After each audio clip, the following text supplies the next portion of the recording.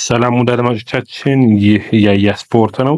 በአዲስ ስፖርታዊ መረጃዎች ተመልሰን መጥተናል። በተለይ ቸልሲን የሚመለከተው ስለ ትናንትናው ጨዋታ የምናነሳው ይኖረናል። በዝውውር መስኮቱ የቸልሲና የበረኛ ጉዳይ ተነስቷል። በትናንትናው ጨዋታ ላይ የጨዋታው ኮከብ ሪሲ ጄምስ ተመርጧል። እንዴት አያችሁት ወደ አድማጮቻችን በእናንተ እይታ? ከዛ ውጭ የቸልሲን የቶፕ ፎር ቀጣይ ጨዋታዎች ቸልሲን ብቻ ሳይሆን የተቀናቃኝ ቡድኖችን ብቃት የምናይ ይሆናል። ፋብሪዚዮ ሮማኖ ስለ ሳንቾ ዛሬም አዲስ መረጃን ይዞ ወጥቷል። እነዚህን ጉዳዮች የምናደርሳችሁ ይሆናል። በ2025 ወደ አድማጮቻችን ቸልሲ 12 ጨዋታዎችን አድርጓል። የቸልሲ ኮከብ ጎል አግቢ ማን ነው ብላችሁ ታስባላችሁ? እስኪ ኮሜንት መስጫ ቦክስ ላይ አስቀምጡልኝ። 2025 ነው ያልኩት።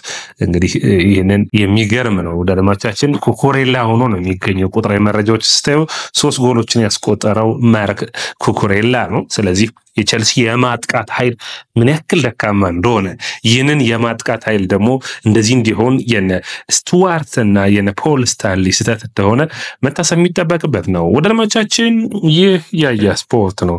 ላይክ፣ ሼር፣ ኮሜንት፣ ሰብስክራይብ ማድረጋችሁን አትርሱ።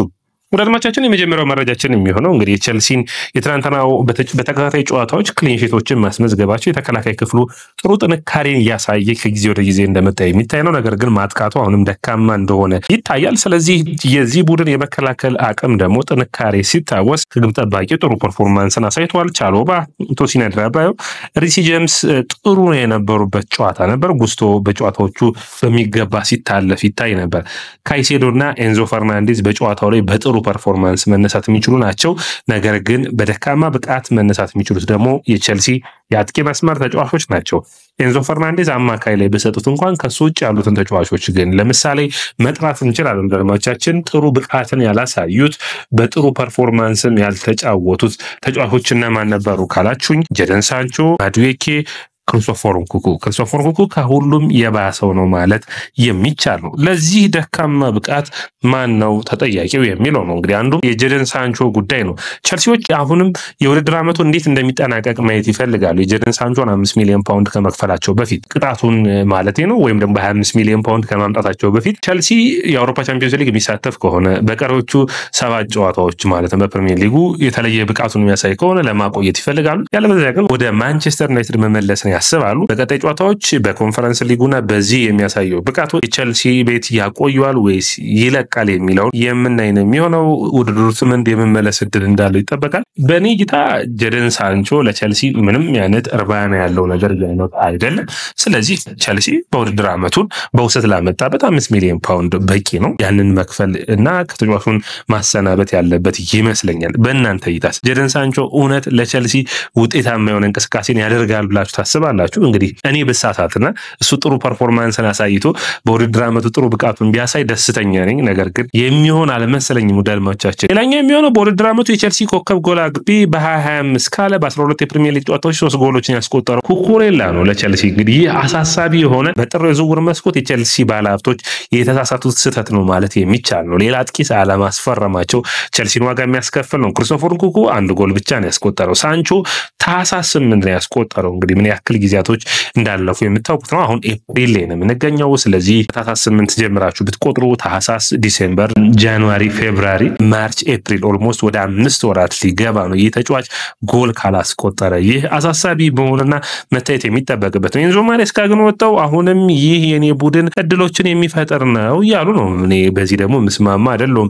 እድሎችን የሚፈጥሩ ሲባል ምን አይነት እድሎችን መባል ይጠበቅበታል። ነገር ግን ቁጥሮች ኤክስፔክትድ ጎል በሚባል አንጻር ካያችሁት ቸልሲ በ25 ላይ 1.7 እድሎችን ይፈጥራል። በአጠቃላይ በውድድር ዓመቱ ደግሞ 1.9 እድሎችን ፈጥሯል። በብሬንፎርድ ጨዋታ 21 ሹቶችን አድርጓል። ነገር ግን ቸልሲ አስፈሪውን እድል አግኝቷል ወይ? ያ አሳሳቢ ሆኖ የሚነሳ ነው። ቸልሲ በፕሪሚየር ሊጉ ላይ ጥሩ የማጥቃት አቅም የነበረው ቡድን ነው እስከ ታህሳስ ወር ድረስ። ከታህሳስ ወር በኋላ ደግሞ ደካማው የማጥቃት ቡድን ያለው ቡድን ሆኖ መነሳት ይጠበቅበታል። በ34ኛው ደቂቃ ነው እንግዲህ ማዱዌኬ ሹት ሲያደርግ የቸልሲ ደጋፊዎች ፈርስቶን ሹት እያሉ ሲቀልዱ የነበሩት። እንግዲህ ቸልሲ በአጠቃላይ በውድድር ዓመቱ ቀሪ 7 ጨዋታዎች አሉበት። 4ቱን በሜዳው 3ቱን ከሜዳ ውጭ ያደርጋል። እንግዲህ ቸልሲ እነማንን ይገጥማል ብለን ካየን በውድድር ዓመቱ ኢፕስዊች፣ ፉልሃም እና ኤቨርተንን በወርሃ ሚያዝያ የሚገጥም ይሆናል። በፈረንጆቹ ኤፕሪል ማለት ነው። ከዛ በመቀጠል ሊቨርፑል፣ ኒውካስትል፣ ማንቸስተር ለማየትና ኖቲንጋም ፎረስትን ይገጥማል። ከሰባቱ ጨዋታዎች አራቱ በሜዳው ሶስቱ ከሜዳው ውጭ ናቸው። አራቱ በሜዳው የሚገጥማቸው ሊቨርፑል፣ ማንቸስተር ዩናይትድ፣ ኢፕስዊች እና ኤቨርተን ናቸው። እነዚህ አሳሳቢ የሚሆኑበት ይመስለኛል። ከሜዳው ውጭ የሚገጥማቸው ቡድኖችም ግን አሳሳቢዎች ናቸው። እነማን ናቸው ካላችሁኝ እንግዲህ አንደኛው የፉልሃም ክራቨን ኮቴጅ ያቀናል፣ ኖቲንጋም ፎረስትን፣ ሲቲ ግራውንድ፣ ሴንት ጄምስ ፓርክ ላይ ደግሞ ኒውካስትልን ይገጥማል። ሶስቱም ጠንካራ የሜዳ ውጭ ጨዋታዎች ይጠብቁታል። ከቸልሲ ውጭ ያሉት እንግዲህ በኔ እይታ ነው እንግዲህ ወደ አድማቻችን የእናንተንም እይታ ፈልጋል። ከኖቲንጋም ፎረስት ጀምሮ ሰባተኛ እስካለው ኒውካስትል ድረስ እነዚህ ሁሉ ለቶፕ 5 የሚፎካከሩ ቡድኖች ይሆናሉ።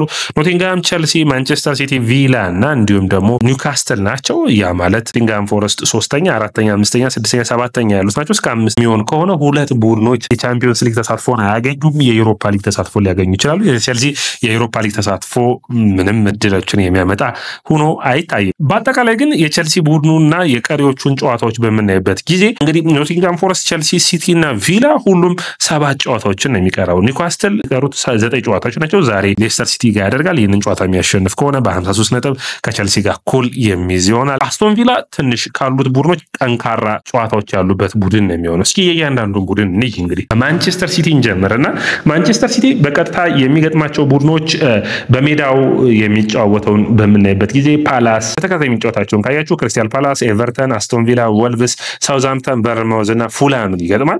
በኔ እይታ ማንቸስተር ሲቲ ፉልሃም ከሜዳው ውስጥ ጠንካራ ጨዋታ ነው።